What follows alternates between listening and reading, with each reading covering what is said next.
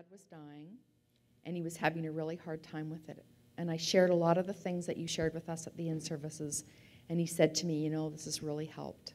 So it was so, you know, who thinks about teaching the maintenance man about death and dying? But we're all in relationships with the elders. We all need to have this education. We all need to have this support so that we're in a place where we can have the conversations, where we can be comfortable. So that's really important.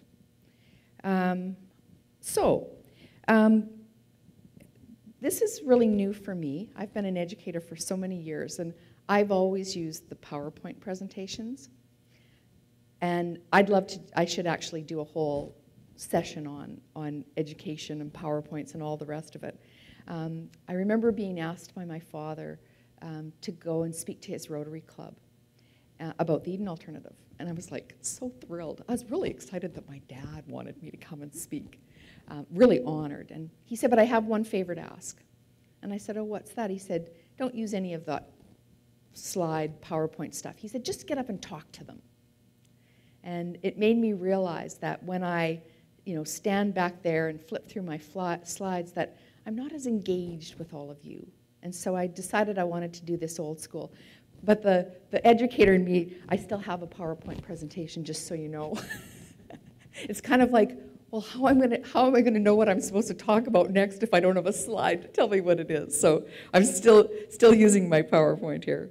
So, I said that our first module was laying that foundation, and then the second one was on nutrition and hydration. And I'm not going to take you through the information, but I want to talk about nutrition and hydration a little bit and some of the things that are really, really important. Because you know, the dietitian says we need this many calories and we need this many ounces of fluid, and you know, we can really get hung up on that, you know, when we do these quality improvement checks and we're looking at outcomes. But you know what? That all goes out the window when a person is dying. There's basically two things that we need to be concerned about where nutrition and hydration are concerned. And the one thing is comfort, and the other is distress. Because what we want to do is we want to create as much comfort as we possibly can. And how do you feel when you haven't had anything to drink for a really long time? You get dehydrated, and you can get really uncomfortable. I can get a headache from dehydration. Do you know that if we hydrate someone who is dying, we actually increase their pain? Dehydration is a part of the dying process. And it helps those pain receptors to shut down and the motility of the bowel to shut down. And it's part of the dying process. And so for us to be insistent that and oftentimes it's hard for families. How many of you are moms? What's one of the ways that we show love to our family? We feed them. We provide them with food and with all of their favorite things. And so, sharing food is a way that we show love. And so, when families aren't able to do that anymore, they think that they're not showing love. They think that they're starving to death, that their hydration, they're so uncomfortable. And so, we actually have developed a pamphlet for our families so that they can understand about nutrition and hydration, because it can be a really challenging thing. And I've even had people who know better, who know all about the physiology and nutrition and all of that. And when they get into the moment, they still want to do all of these things. And so that's my message about nutrition and hydration, is to understand that it's about comfort and distress. Those are the two most important things for us to think about. And that it's about relationships and about the way we show love. And so one of the things that we can do, especially for our family care partners, is that we can help them to show love in different ways. Because as someone becomes hydrated, their mucous membranes are going to dry out, and so they need mouth care. We need to keep their mouth as comfortable as we possibly can. And so it is a way that you can show love, is to show family members to how to provide mouth care really easily. And we have to not call it mouth care either, because that will really turn families off, and it's like, I'm not doing that, And the other thing that I learned, and I've been away from I have a 26-year-old son, and he always tells people that I'm not a real nurse. I actually am a nurse, but he's never seen, my role's never been as a hands-on nurse care partner in his lifetime. Anyways, where was I going with that? So I'm this old nurse who, we used to use those lemon glycerin swabs. Apparently they're really like the worst. Have you ever tried one? I had to go try one after this because somebody said to me, if I'm dying and somebody sticks one of those in my mouth, I'm going to kill them. And so, but I know that there are lots of ways that we can take really good care of people's mouths. And so another way that we can help our family members to show love to our elders is with lotion. The time to sit there and to rub lotion into someone's hands, or if they're comfortable, their legs or their feet, or that physical touch, that comfort is such a wonderful thing. And do you need to have plastic latex gloves on to apply lotion to skin? No. Do family members need to have latex gloves on to provide mouth care to their loved one? No. So we have to also sort some of that stuff out as well, which I think is really, really important.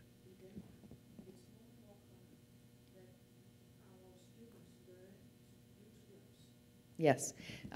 Karen's saying that more and more students are being taught to use gloves whenever they touch a person. And I think we have to really challenge that. We have to really get back to the only time that we need to use latex gloves or any gloves is when there are blood or body fluids involved. And that it's especially in our homes. I remember when gloves first came out, I thought, oh my gosh, will I ever be touched by human hands again? And for elders, that is such an important thing. And so I think it's our responsibility to challenge that and to have that not be something that's going to happen. Because, yes.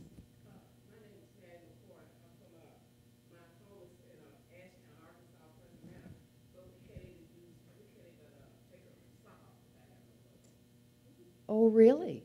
So she's saying that where she works, the policy is when they can't even take a sock off without. So, okay. So does that mean that we just lay back and say, okay, well, I guess we have to wear gloves all the time? There's something at the back. Okay.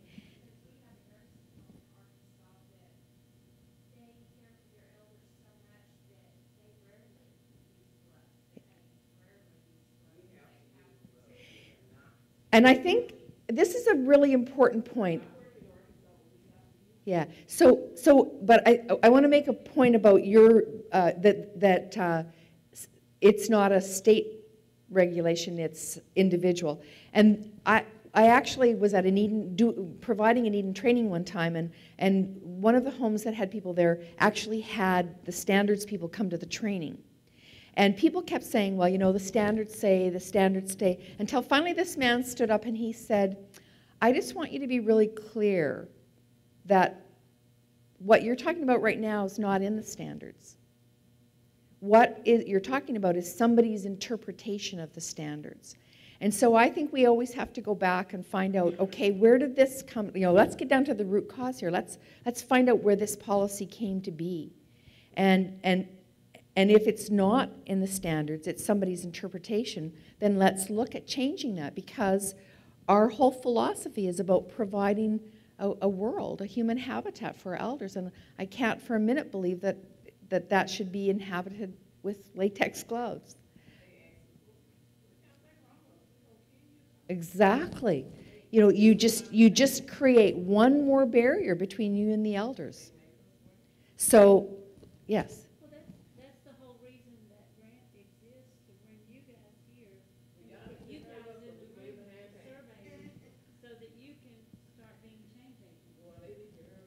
Yes. So you need to go back and say. Okay. Well, thank you very much for bringing that up, because I think that's such an important point. And I see it all the time, and so I'm always, we've got neighborhood managers in our organization that aren't nurses, and so they don't know the science behind it. And so if, staff are doing this, they think, oh, well, that's the way it has to be. And so it's our responsibility, those of us who do know the science and do know that it's not necessary, step up and help out there. Yes?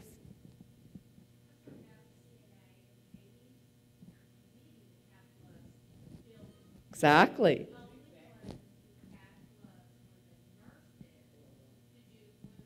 Okay. Because it was a sterile technique.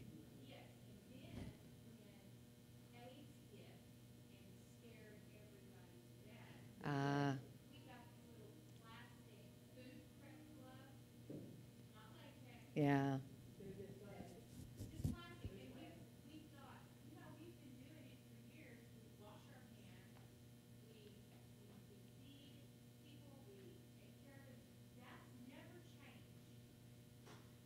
Yeah. Yes, absolutely. And so, once again, we have a responsibility. I don't know whether any of you were at Sue Ellen Beatty's presentation yesterday, but she often quotes Jerry Garcia of the Grateful Dead. It's incredibly pathetic. Something has to be done, and we're the ones that have to do it. And we are the ones that have to do it. We are the pioneers. We are the change agents. We are the world makers, as Dr. Bill tells us. And so it is our responsibility to do this. And so I'm really glad that these points are coming up, because these are the small things that make a big difference in people's worlds. And so these conversations are really, really important for us to have.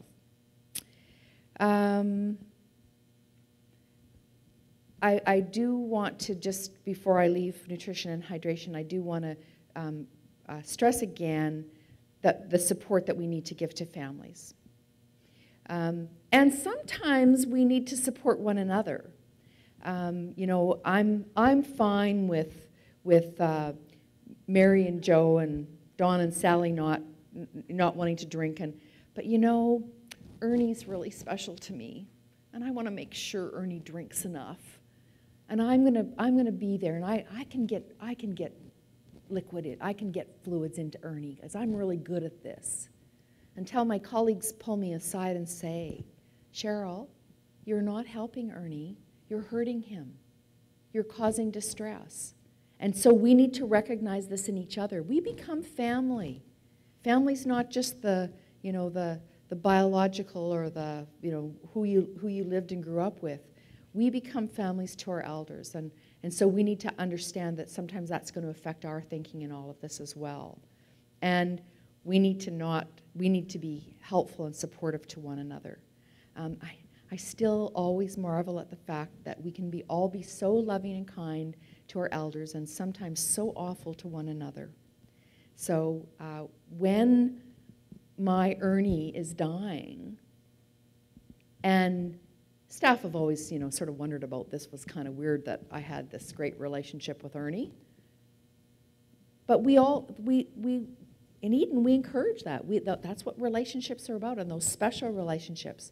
But I might need more help and more support, because I'm sometimes removing myself a little bit from that, the care. As a care partner, I'm almost more like family than I am like the hands-on staff. And so we need to help and support one another in all of that. So nutrition and hydration. Yes? I'm sorry, I'm going to ask you to belabor this a little bit. Yeah. I am a hospice and palliative care nurse. Oh. This is a time to have the conversation. It is. And the picture in my mind is Pearl, and I had worked in a home at the time, and I had started taking it away. Exactly. Thank you for belaboring that. That's a really, really important. And I love your point about the fact that we're all about life sustaining, and that's not our reality. And that does such a disservice to the elders. I mean, all of us, I'm sure, have a wish to have a good death. And it's not a good death when somebody's propping you up and getting food into you, or putting food through a tube that's causing you to gurgle. And yes. This isn't about nutrition, but I might forget it later in the session. But we have to think of those devices, the defibrillators, Mm-hmm. automatic, because my mother-in-law was having a beautiful death until the defibrillator went off and off and off and off. But somebody could come in Yeah. and turn it off. So my father had not a defibrillator, but a pacemaker at the end of his life. And one of the things I said is this going to make a difference in terms of him being able to die? And they assured me that it didn't. But the defibrillator is another thing. And so, can you shut those things off? Yes, it's a magnet that we carry around with us. Okay. Tape over it so a representative can come and actually Turn it off. But we have to do that. And thank you for bringing that up. That's one more of those little things that means the difference between someone being able to die with dignity and someone not. You watch someone that's terrible. I'm sorry that happened. You watch somebody who has that go off, and it's like watching somebody being kicked by a horse. Oh, I'm not trying to cut anybody off. My son has a defibrillator, and I have seen this defibrillator. This happened about a month ago. It didn't kick in. yes, It did not kick in. And I thought he was dead at that time. yes. But we got him to the emergency room, and they got him back. But it did not kick. It didn't go Oh, it didn't go off. It didn't go off. Oh, I'm sorry to hear that. And he has a defibrillator now. Yeah. Anyways, these are once we get the conversation started, these are the things that we'll talk about. And rather than just, oh, well, I'm sorry that happened and brush it under the carpet, it's like, okay, what did we learn here? And how will we do things different as we move forward? Because we want everyone to be in that position to be able to have a good death. So nutrition and hydration are a really key thing, and they're important for everybody. I know that we have, and this sort of goes along that same line of propping somebody up and putting food into them. We have some staff members that one of their kind of things that they're really proud of, one of their claims to fame is they can get food into anybody. And that's not something to be proud of. But in the old paradigm, it was something to be proud of because it was something that we measured. It was something that we gave them praise for. So we have to change that paradigm and not be giving praise for that. And actually, as we were going through these in-services and talking about comfort and distress, the looks on some people's faces were pretty, that really told the story. And so I think it's important that we have these conversations. Absolutely. The next module was on pain and pain management. And Delinda, the Schwarzenberger, the woman who was helping me to write the content of these, said, I need to do a lot more work with our nurses. And she said it's not just at the time of a person's death. It's once we come to a stage in our life where we're no longer seeking acute medical care. This is when we want to make sure that and she said, and even before that, there are times when elders who live with us, we need to manage their pain really well all of the time that they're there. And so we need to learn a lot more about pain management. But what we really focused on in the module was principles 6 and 7, that life needs to have meaning. And can you have meaning when you're in grave pain? No, life does not have meaning then. And that I think, to me, the most important part of Principle 7 about medical treatment is so much of the pain that our elders are feeling there is no pill. Because there is no pill for loneliness or helplessness or boredom. And I don't know about all of you, but I know that when I'm engaged with life and enjoying things, that I will not necessarily feel a pain that might be bothering me at a time when I'm sitting alone and feeling lonely and that nobody cares about what's happening to me.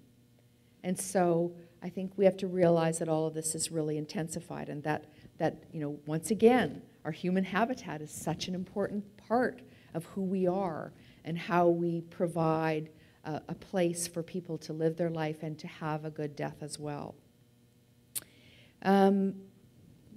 What is pain? I know that as a nurse, a real focus about pain and pain management was this fear of addiction. If somebody's going to die, are we afraid that they're going to become addicted? Absolutely not. And I don't know where you guys are at in your country with assisted dying, physician-assisted dying. Some states it's legal. I know that it's a nationwide thing that's happening right now in Canada, is to legalize assisted dying. And that brings up so many things, and we're not talking about that today. That's a whole nother thing that we're going to really have to work on and work with people.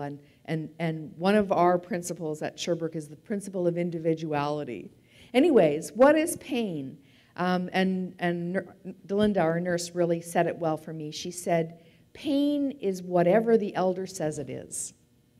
That is like your best definition ever. Pain is whatever the elder says it is. We all have different pain thresholds. We all have different things we want to do with pain. Yes? Yes.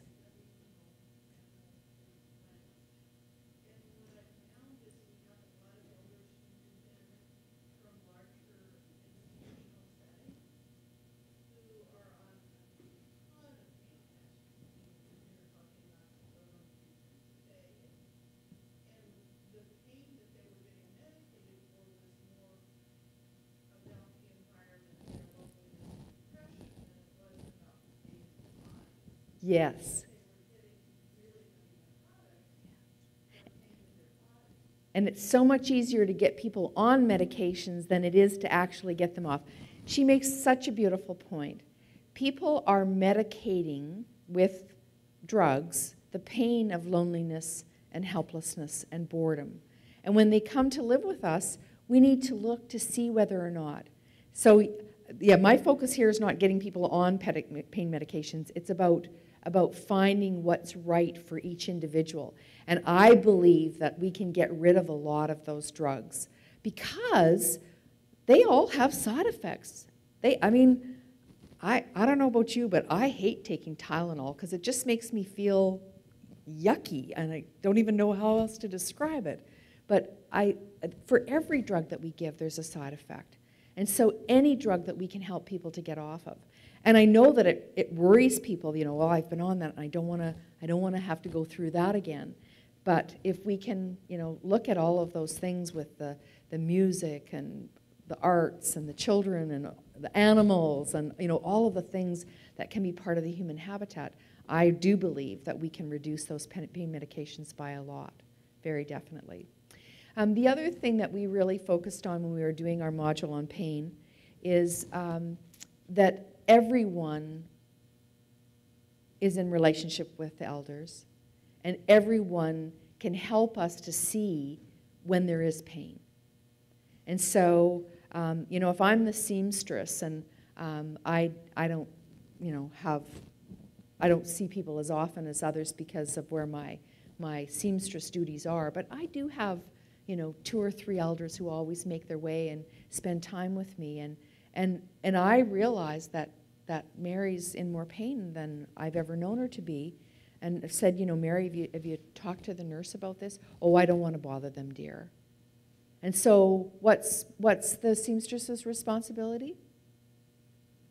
She needs to let somebody know. She needs to go and talk to the nurse.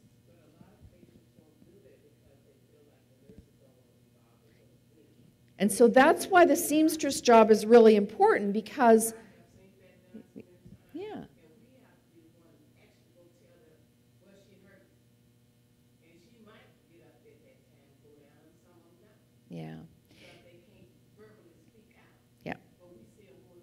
Yes, absolutely. And so we have a responsibility. The other thing is, especially with people living with dementia, is we don't always talk their language. You know, tell me on a scale of 1 to 10 what the pain is you're feeling today. Does your arm hurt? Does your back ache? Is your leg sore?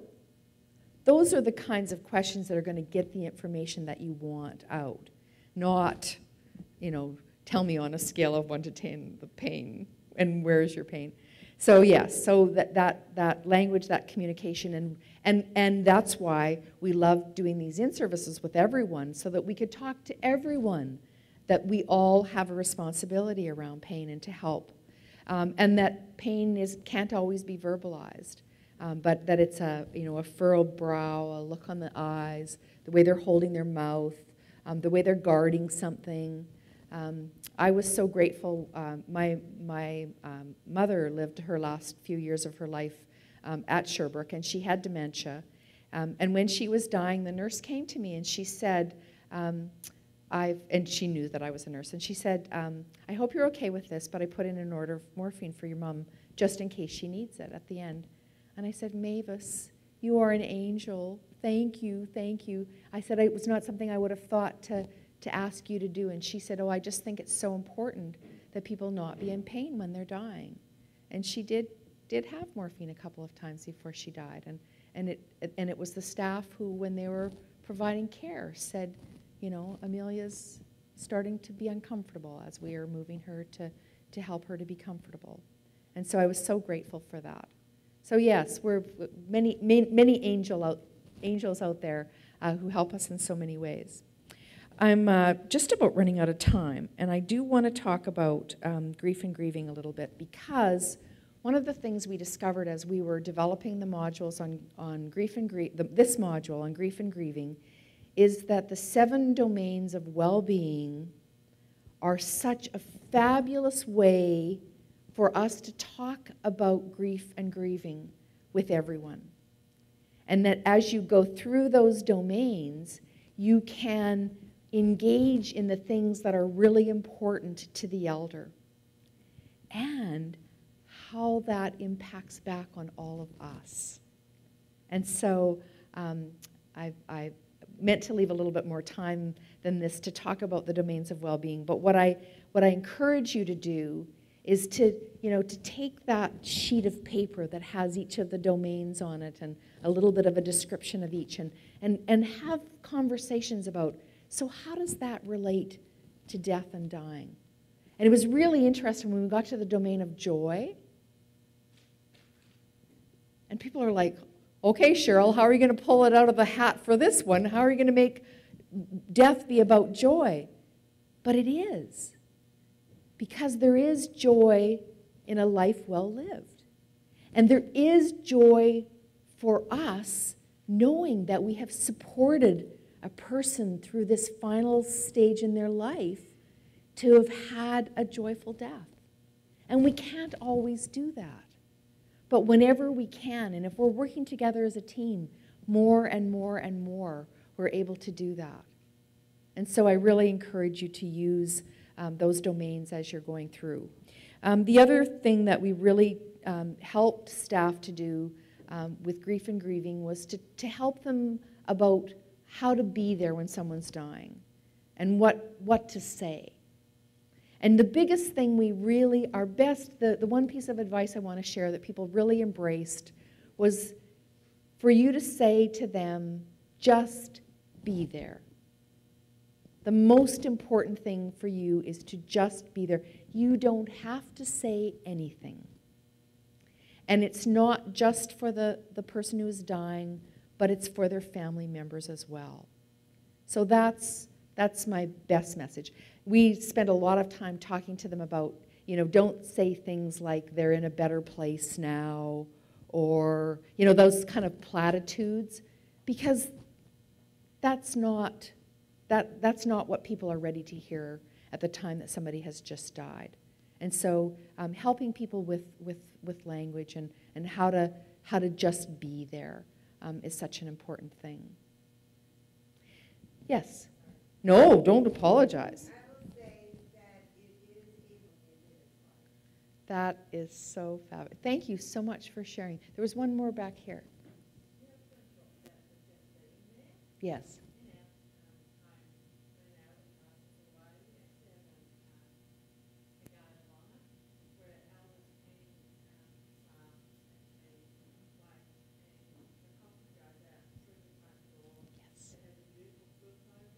Yes. Yes. That is so beautiful. And it's saying, someone important has just died and we're not going to forget you.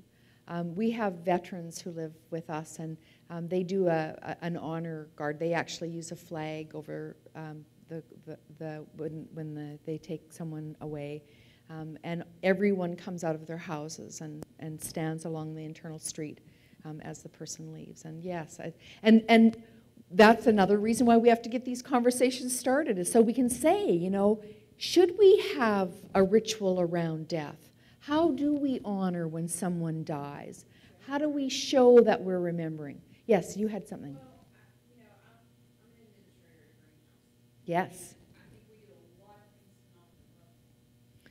So it's important that we get these conversations started, and that we, as we all become more comfortable with talking about death and dying, as a person's life changes over the time they're with, we don't wait until it's too late, or less often we do. And so I thank you very much for saying that, because I think a lot of times those are the struggles that people have. I know that's not just you. And it's even within the staff, too. Yes. I've had this over for years. Yes. And we see this decline, and then the nurses themselves or the shamans themselves are saying, we don't want to lose this. Yes. I told you about my Ernie, you know. We all have our person that we want to make sure that they keep living. Any resources that you have that I can really have this discussion, because I think to be part of their family, Mm-hmm. to be there to take these elders and to become a family, you have to support that community. Mm-hmm. So I'll take any. Well, I would suggest that you access the handouts and look at providing some universal education to everyone, because once everyone's, you know, more people are talking, the chances of having those really good conversations are much more likely.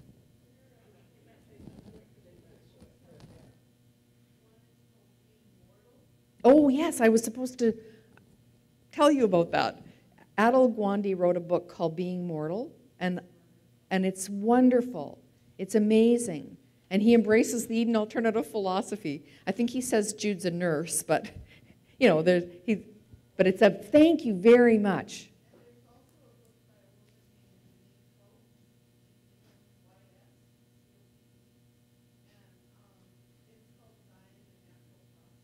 Ah. Ah. Excellent. So the first book is called Being Mortal by Atul, A-T-U-U-L, A-T-U-L, Gawande, G-W, I thought it was G-U. G-A-W?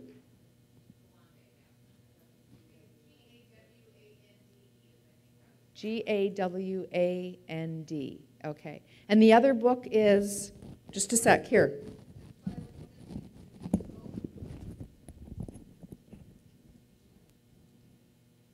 It's called Dying, a Natural Process, and it's by a lady named Denise Cope, D-E-N-Y-S-C-O-P-E. Thank you. Well, we've gone past our time, and I need to give, whoops. And I need to give you your CEU number, and I also have the evaluation forms that some of you will need.